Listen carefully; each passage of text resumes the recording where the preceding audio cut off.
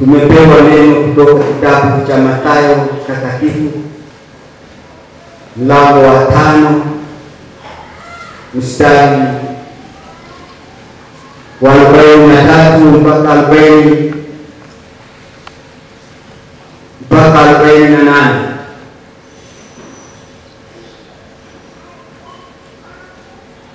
Mathayo takatifu mlango wa 5 mstari wa 43 mpaka 48, na watangulia kusoma. Mmesikia kwamba imenenwa, umtende jirani yako na umchukie adui yako. Lakini mimi nawaambia, wapendeni adui zenu, waombeeni wanaowaudhi, ili mpate kuwa wana wa Baba yenu aliye mbinguni. Maana yeye huwaangazia jua lake waovu na wema, huwanyeshea mvua wenye haki na wasio haki. Maana mkiwapenda wanaowapenda ninyi, mwapata thawabu gani? Hata watoza ushuru, je, nao hawafanyi hayo hayo? Tena mkiwaamkia ndugu zenu tu, tena tendo gani la ziada? Hata watu wa mataifa, je, nao hawafanyi kama hayo? Basi mimi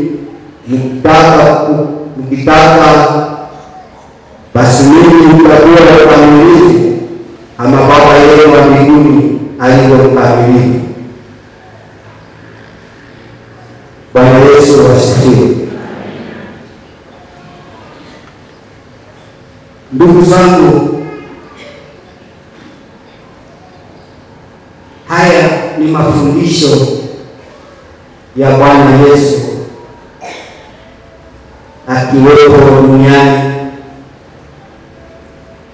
akiwafundisha wafuasi wake. Na maandiko mengine wanasema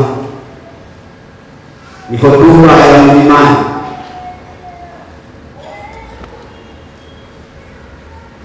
Kwa nini mlimani?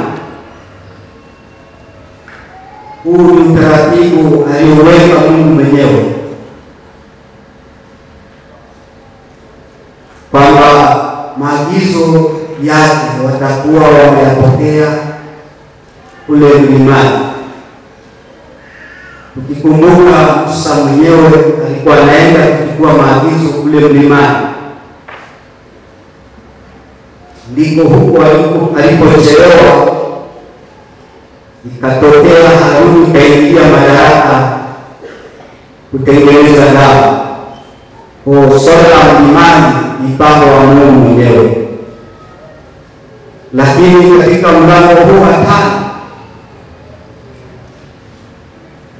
ameanza na heri wenye njaa ya haki. Amesema kianza pale mwanzo, yaani mlango wa 5 mstari wa 1, utazikuta heri.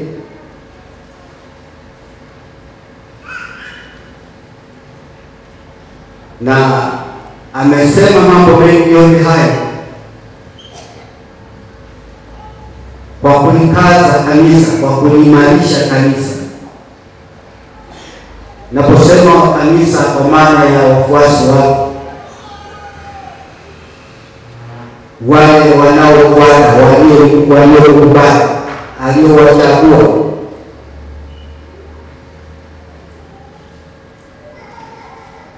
Amefika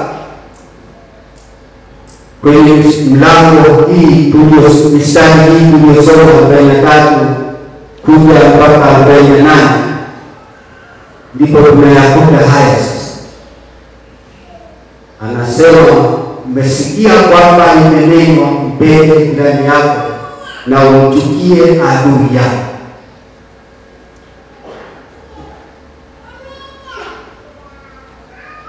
Watu wengine wanasema Yesu alikuja kubadilisha maandiko au kukanusha lakini Yesu alikuja kukazia maandiko. Maana kusudi la Agano la Kale ilikuwa kutusafirisha, kutuweka kwenye neema.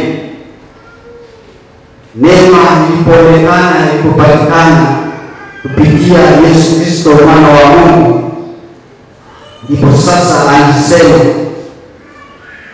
yale Agano la Kale limewasafirisha watu, limewaongoza watu mpaka kufikia neema hii. Basi ndio hiyo tunaikuta kwamba anasema imenewa umpende adui yako, au mpende jirani yako, umchukie adui yako. Anasema lakini mimi nawaambia, wapendeni adui zenu, waombeni wanaowaudhi. Bwana Yesu asifiwe sana. Nilipokuwa naangalia somo hili, nikaliona ni kama jipya, sijawahi kulisoma. Limekuja na ugumu wa tofauti.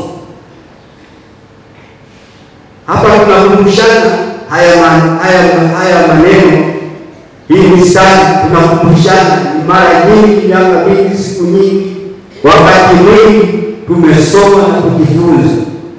Lakini mwenzetu nilipokuwa nasoma ikaja kwa uzito,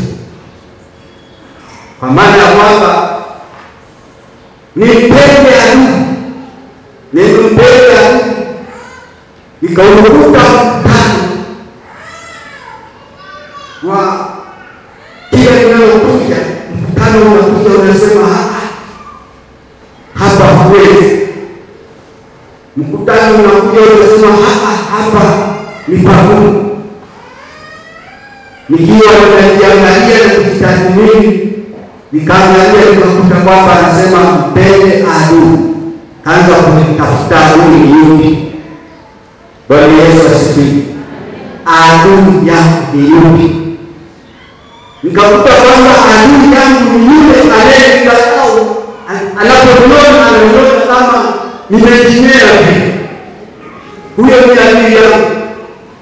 Nikakuta kwamba adui yangu ni yule ambaye ameniingia, nilikuwa na mali, nilikuwa tajiri, amenifanya niwe maskini kwa kuniibia mali zangu. Huyo ni adui. Anasema huyo ni mpende. Nikajikuta kwamba adui ni yule ambaye mimi nilikuwa na wazazi, nilikuwa nalelewa na wazazi, na imetokea amemuua baba, amemuua mama, nimebaki katika hali ya uyatima.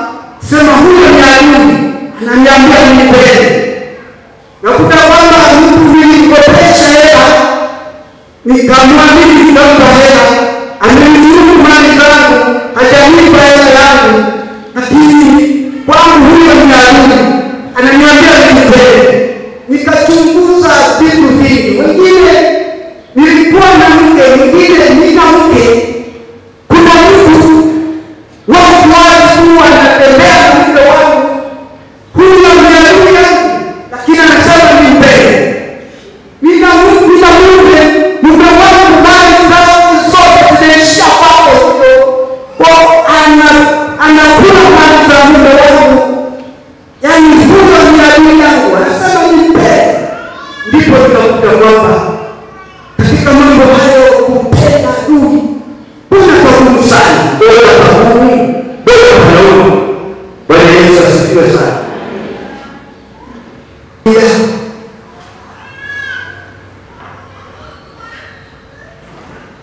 Anasema lakini mimi nawaambia, wapendeni adui zenu, waombeni wanaowaudhi. Kumpenda mtu aliyekukosea ni tabia ya baba. Bwana Yesu asifiwe sana. Ni tabia ya baba.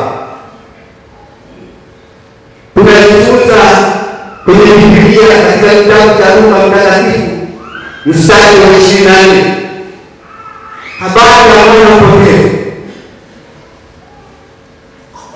Huyu amechukua mali za baba yake, ameenda kutapanya huko, lakini baba huyo mwana anaporudi anasema, baba, nimekosa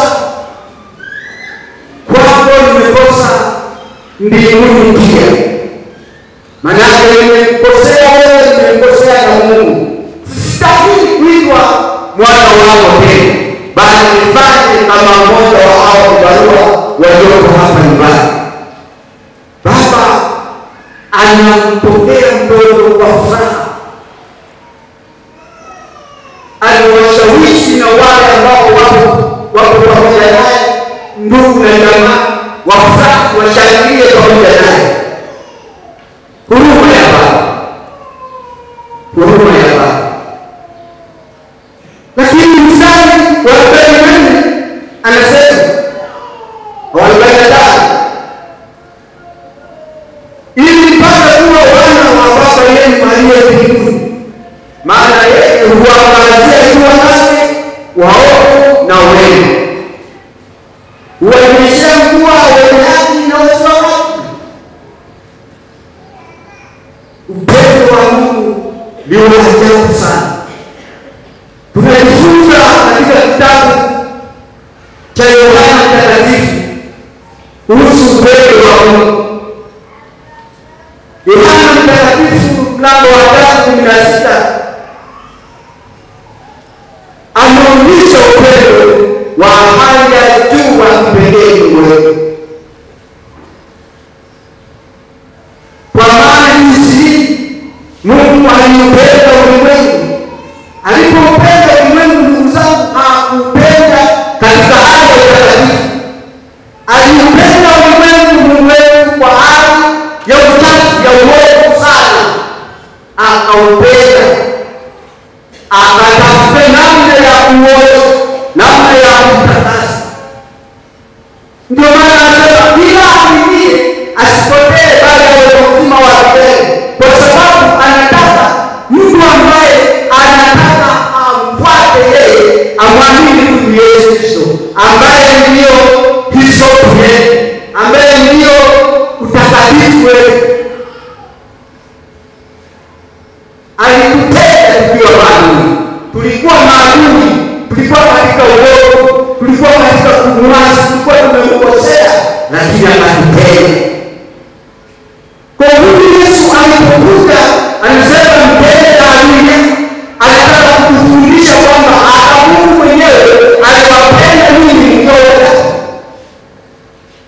Bwana Yesu asifiwe. Mstari wa 46 anasema,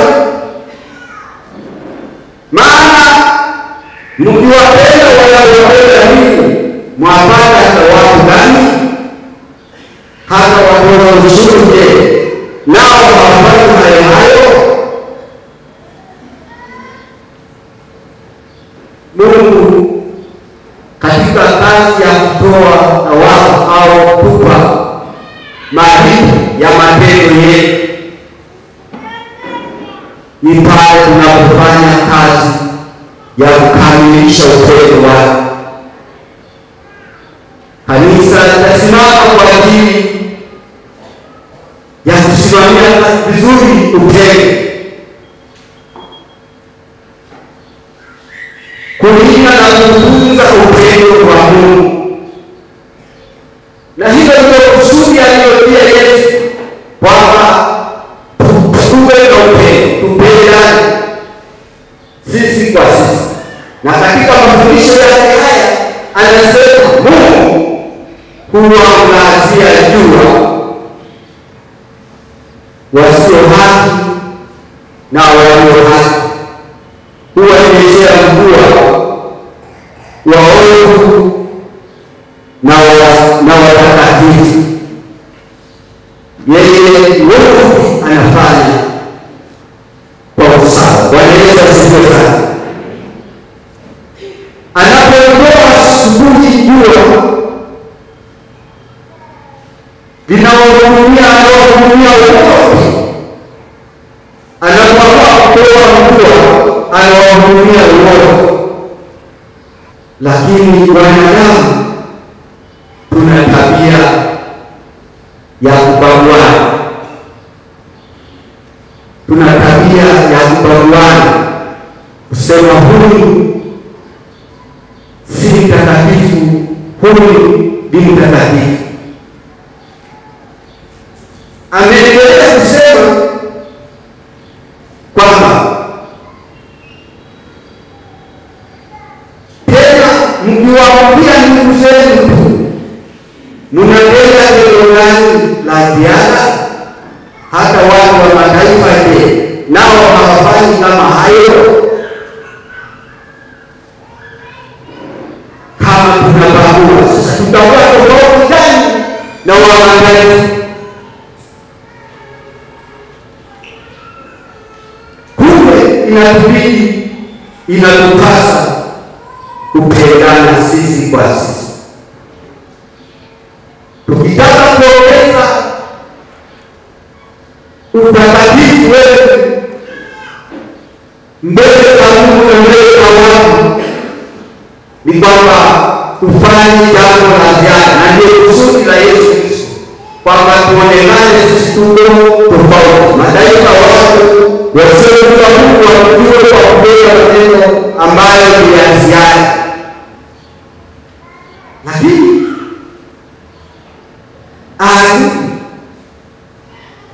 adui yangu ambaye yuko karibu na mimi, kama kichwa kinavyosema, mpende jirani yako. Ni adui yangu, mpo jirani yangu, ni adui yangu. Naposema jirani yangu, si nyumbani kule, ni mahali popote unapokuwa. Si mahali unapoishi, ni mahali popote unaposimama. Napokutana na mtu yeyote mbele yangu anayekaribiana nami wakati wowote, je, huyo ninamwazia nini? Mawazo ya fikra yangu inakuja ya namna gani? Au kuwaza kwamba huyu ndiye anayekutana, huyu ndiye anayesaidia mimi, huyu ndiye anayenidharau, ama niko hapa ninakuja kumhukumu na kusema huyu ni adui yangu? Basi hapo sina ziada. Inachotakiwa tutafute namna gani ya kumfanya huyu nimfurahie ambaye yeye ananiamini, ya kumfanya huyu nimwombee ambaye yeye ananifanyia, ananisaidia mimi, ananifanyia ubaya. Kwa akili ya binadamu naweza kuhesabu kwamba huyu anafanya hiki, huyu anafanya hiki, huyu anafanya hiki. Lakini Mungu wetu, Mungu mwenye uweza, ndiye anayejua yote. Naomba tusome kitabu cha Warumi kama tulivyosoma kwenye liturujia. Warumi 12:17 anasema, msimlipe mtu ovu kwa ovu, angalieni yaliyo mema machoni mtawapa. Kama yamkini kwa upande wenu, naomba nirudie, msimlipe mtu ovu kwa ovu, angalieni yaliyo mema machoni mtawapa. Kama yamkini kwa upande wenu, mkae katika amani na watu wote. Wapenzi, msilipize kisasi, bali ipisheni ghadhabu ya Mungu, maana imeandikwa, kisasi ni juu yangu mimi, nitalipa, anena Bwana. Lakini adui yako akiwa kujaa, mlishe, akiwa na kiu mnyweshe, maana ufanyapo hayo utamvalia makaa ya moto kichwani pake. Usishinde ubaya, bali ushinde ubaya kwa wema. Bwana Yesu asifiwe. Nimeyapenda sana maneno haya. Kumbe kumchukia adui ni kujichukulia nafasi ambayo sio yako, ni ya Mungu. kumlipa hofu adui yangu anayenikosea, ninachukua hatua ya Mungu, nasimama kwenye sehemu ya Mungu, maana Mungu ndiye mwenye kufanya yote haya. Kwa maana wewe ni Mungu. Mungu anakujua, Mungu anakufahamu, Mungu anatambua, anayafahamu na ya kesho yako. Kesho inatakayokuwa kwa ajili yako yeye anajua. Lakini anasema yeye ndio atakayelipiza sasa. Kwa hiyo yanayopita ndugu yangu, yanayopita juu yetu, mabaya tunayopata, tunayofanyiwa na jirani zetu, tusiyabebe sisi. Mungu yupo kwa ajili yetu. Bwana Yesu asifiwe. Kama mtu anajitahidi kufanya ubaya juu yako, jitahidi kumtazama Yesu, kumtolea yeye, jitahidi kumwita Yesu. Mungu ndiye anayeshughulika na watu hao. Anasema wewe akifanya mabaya, wewe nenda mbele yake, utendee kama huyo. Ukifanya hivyo, basi utakuwa unakubalia makaa sio makaa yaliyotumika kama makaa tunaopikia chakula. La hasha, ni makaa ya moto yanayowaka moto. Uyaipue moto makaa, ukayaweka kwenye kichwa cha mtu. Hapa pazuri, hapa utadamu, hapa unafuraha, unakuwa na uchungu. Kwa maana ukifanya jambo lolote, ukifanyiwa jambo lolote na mtu, usishughulike nalo. Wewe tazama Mungu, mwite Mungu, mwambie Mungu, tazama hili liko kwangu, tazama hili linanikosesha amani, tazama hili linaleta kunivunja moyo. Wewe mwende kwa wewe, simama kama ulivyo yote. Na wakati huo unapomwambia Mungu, moyo wako unafurahi. Unapomwambia Mungu tenda mema, unapokwenda kutenda mema, unapokwenda kutenda mema, unapokwenda kutoa utawala hata kwa mtu ambaye yeye anakusaidia mema, yeye anakupenda, yeye anakufanyia ubaya, sema unampatia makaa kichwani pako. Bwana Yesu asifiwe. Sisi tunataka Mungu kwenye shida, kwenye dunia hii iliyochoka sana, tunatazama Mungu. Mungu mwenyewe wewe hapa. Kama umetuweka hapa, basi yeye ndio wa kumtegemea. Mtegemee Mungu wakati wote. Soma Isaya 49. Kumtegemea Mungu. Mtegemea Mungu, mwite Mungu. Ndipo utashinda ubaya kwa wewe. Utashinda ubaya kwa neno la Mungu. Bwana Yesu asifiwe. Habari ya uzima wa milele, ndugu zangu, nimalize kwa kusema kunahitaji sana kujiangalia. Mtu mmoja alikuwa anatengeneza kalamu nyumbani pale, akatengeneza kalamu, akawaalika ndugu zake, akawaalika watu karibu. Alikuwa anifurahisha, njoo tufurahi pamoja ndugu zangu, akawaalika watu mbalimbali. Sasa yule mtu ametengeneza kalamu kwa ajili ya watu wote. Yule aliyetengeneza kalamu hakujua kwamba huyu na huyu hawapatani namna gani. Sasa wameingia kwenye kalamu, wanakula na kunywa, wanaanza kupigiana. Ikaingia chuki kwa watu ambao wanatoka na ugogo huko, ikaingia chuki, wakaanza kugombana, wakaanza kupigana, na halafu ikafundika kwa sababu ya wale waliopigiana wawili. Wapendwa ndugu zangu, Mungu ametutengenezea, ametuandalia, ametuwekea uzima wa milele.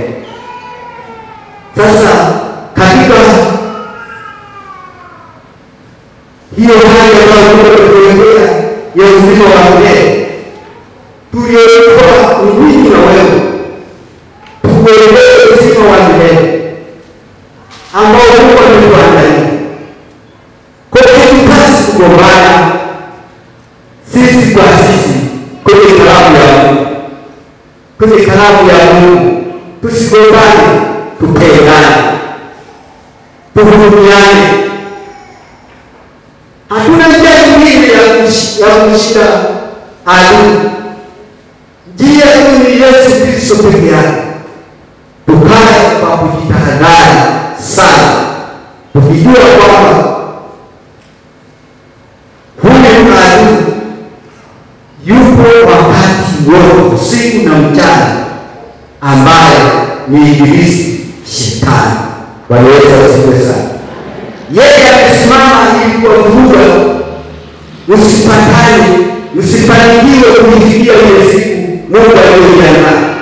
Msifikie ile kusudi Mungu aliyoiweka kwa ajili yenu. Yeye Mungu anataka sote tukombolewe, tuwe pamoja, tupendane.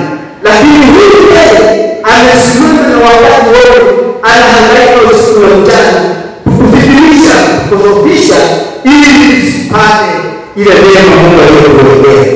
Ukisoma Petro wa kwanza 1:5 mstari wa 8, anasema yeye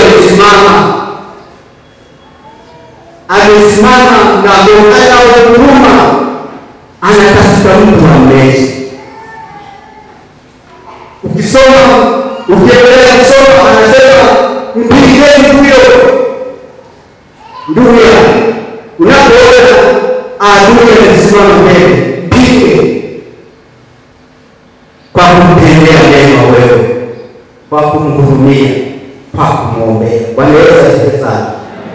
Ukikuta anakuja jambo ambalo ndugu yako anafanya sio unasi, huitaki, lakini yeye anakuja nalo, mpige kwa kutenda wewe. Amemaliza kwa kusema bali ushinde ubaya kwa wewe. Ushinde ubaya kwa wewe. Mpenda adui. Ushinde ubaya kwa wewe. Huu ndio mwanzo wangu kwa somo hili kwa siku hii. Kwamba mpende adui, ushinde ubaya kwa wewe. Adui ni yule anayetengenezea mabaya, lakini ushinde kwa kutenda mema, kwa kufanya mema. Bwana Yesu asifiwe. Kwa kufanya mema. Kama unaona ananamana nalo hili, piga hatua soka mbele, tazama Mungu. Panauma, ama nilivyosema pale mwanzoni, panauma kumpenda ambaye kufanya watoto wanayefanya watoto wako wanakosa mahitaji kwa sababu ya kula mtaji wao, kwa ajili ya kuibia, kwa ajili ya kuwafizia na tafuta akumalizi, anayekusaidia neno na kutangulia kwamba wewe na mimi tutaangalia, tutaona. Lakini neno linasema ushinde huo ubaya kwa wewe. Wewe kama neema, usiingize chuki ndani yako. Usiingize chuki. Mtazame Mungu, mwite Mungu. Mungu anaweza na anaweza yote. Mungu atakushindia, atashinda yote. Na hayo yanayoandaliwa kwa ajili yako baadaye, kwa unaona ukimtazama na kumtegemea, yeye atakushindia. Bwana Yesu asifiwe. Kanisa lako wote kwa pamoja, kwa nia moja, tunakuja kwako wewe kanisa lako, kanisa la Injili la Kilutheri Tanzania, na kwa ajili ya dayosisi yetu ya Konde. Tunahitaji mkono wako na rehema zako kwa ajili ya kanisa lako. Tunahitaji huruma yako Jehova. Tunaomba Mungu ukapate kulitazama kanisa lako kwa upya. Tunahitaji Jehova mkono wako. Tunahitaji Mungu ukapate kuonekana kwa viongozi wetu kuanzia ngazi ya juu mpaka ngazi ya chini. Pale ambapo shetani